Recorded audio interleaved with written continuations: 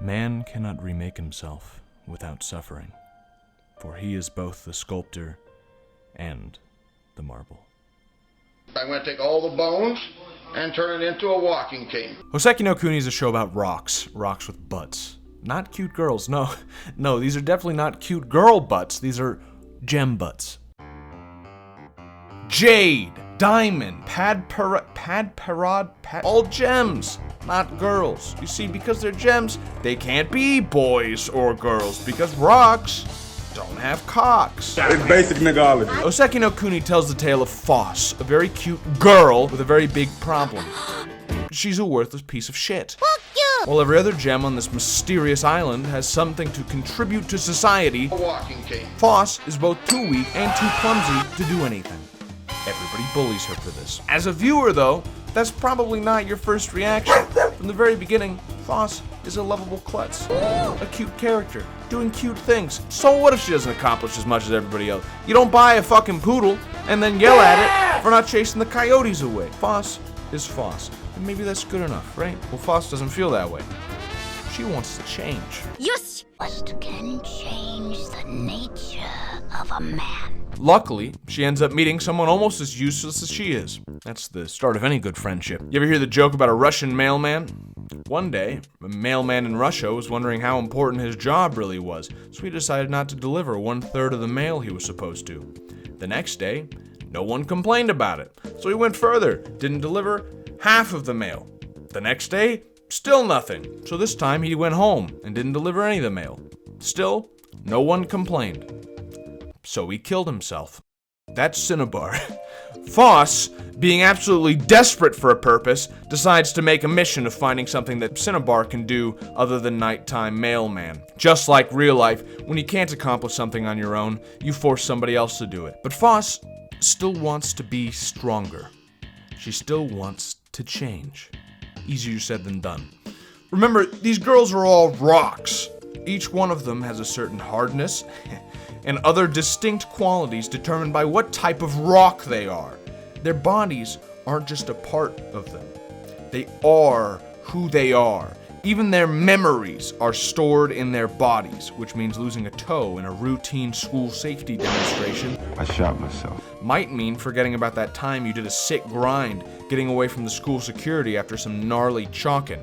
Foss has an extremely low hardness, which is a very polite way of saying she's fragile, unfit for combat, and not really good at anything.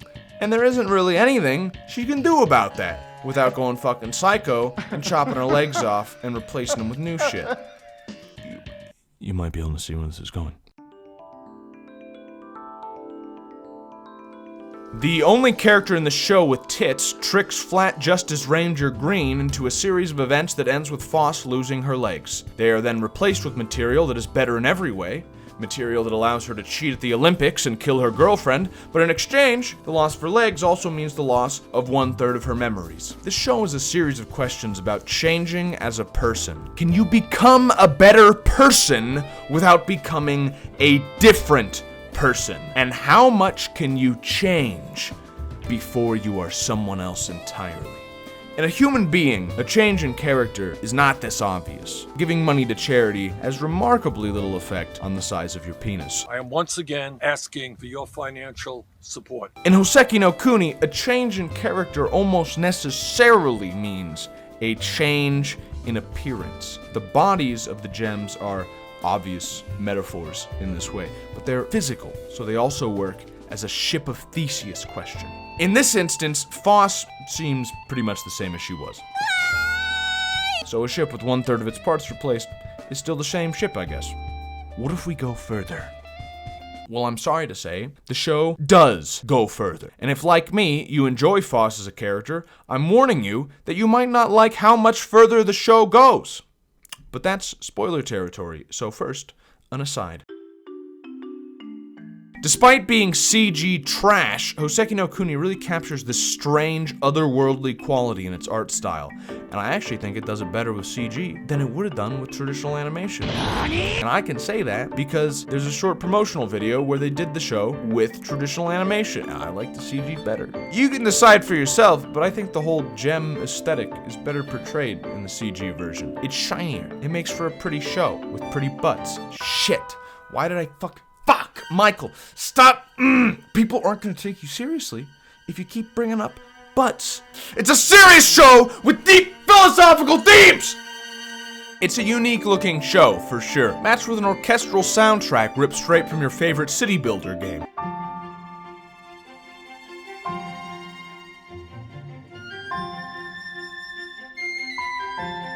Without the musical backing of these carefree flutes and sad violins, a lot of the scenes wouldn't have had as much weight to them. When shit gets real, the drastic changes give me fucking chills. I especially like the Moon Buddhist song with the steel drum and the other weird Asian instrument. I don't know what this is. Could somebody please tell me what this is? Even with her new legs, Foss is still a huge fuck up. And spoilers from here on, she loses her arms too. Fucking idiot. So she goes to Planned Parenthood Beach with her cold bitch friend and tries to harvest replacement arms from the abandoned fetuses there. Instead, the Buddha boys kill her friend right in front of her while she suffocates in bling. Clearly a symbolic act of karma, punishing her for using stem cell research. And yeah, okay, her friend dying is sad and all, but we met her friend like fucking 2 episodes ago, so I'm not really all that upset about it. What I am upset about is the next episode, where after a winter-long time skip, they show Foss as basically a completely different person. Her arms were replaced now, again with better material, this time making her probably the strongest out of anyone on the island, except of course this motherfucker. But now Foss has become cold, almost emotionless. Remember that at this point she's lost about half of her body, and therefore about half of her memories as well. And whatever's left over, at a glance, it isn't Foss. Everything about her seems off. Before, she was clumsy, playful, serious about some things, but mostly just joking around. Now she's dead serious and distant and clearly haunted by the memory of her dead friend. Also, literally haunted by her dead friend. Yo! You scaring the shit out of me! But the point is, this is not the same boat. Even that promise that she makes to Cinnabar, the mission that was supposed to be driving her this entire time, she fucking forgot for like 10 minutes in a very real way. Foss died. But it's never so black and white, because even now, there are scenes where Foss's personality shines through, and they would put a smile on my face, but it's that bittersweet smile of remembering what was lost. Maybe she's still in there beneath it all, but the fact that I don't know makes it worse. Gems can't die. The show makes that very clear. But there are worse things than death.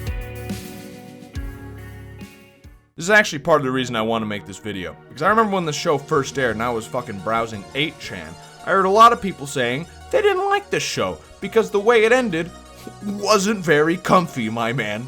And I agree, the end of the show feels a bit off. But that's on purpose, you idiots. The striking part is that a lot of the show is exactly the fucking same as it was before. This traumatic event may have happened, but everybody else fucking slept right through it. And there's one part in particular I remember when the playful, upbeat music comes in, and all the supporting cast is joking around, and it's not the same, damn it! It can't ever be the same! Yo, I really hope I didn't wake up my neighbors. It's fucking 6 a.m. They wake me up every fucking night. They stay up until like 11 shouting at Law and Order. So if I woke them up now at 6 a.m. one time, it is only fair. But she reached her goal, right? Foss is now the strongest, more capable of contributing to the group. Doesn't that count for something? And that's the other important theme of this show. The classic, be careful what you wished for, deal with the devil, monkey's paw shit. She gives up more and more of herself, perhaps you could even say more and more of her soul, just to be more useful, just for power. And by the end of the show, it's hard to imagine it was a fair trade. And that's a valuable life lesson. Don't let anybody tell you you can't learn valuable life lessons from anime. Houseki no Kuni is a coming-of-age story. The change from a clumsy but endearing goofball into a serious, useful adult. And it's the only coming-of-age story I can think of where that's portrayed as a bad thing. The other being Peter Pan. And was it worth it? Did Foss become better? Man cannot remake himself without suffering, for he is both the sculptor and the marble. But is it worth it? And what exactly is man remaking himself into?